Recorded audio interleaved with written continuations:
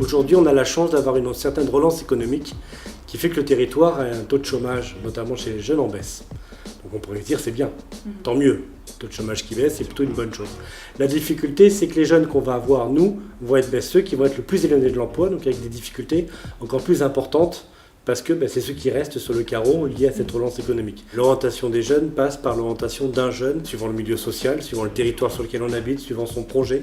On va avoir une demande à laquelle il va correspondre plusieurs réponses qu'on va tenter d'apporter le mieux possible. La deuxième problématique, c'est la difficulté de trouver des réponses aujourd'hui. Une fois qu'on a bien identifié la demande, une fois qu'on a réussi à travailler avec le jeune sur sa demande aussi, parce que la demande avec laquelle il arrive dans une institution n'est pas forcément la demande réelle qu'il va formuler, parce qu'il n'a pas forcément les mots pour la formuler, les codes, etc.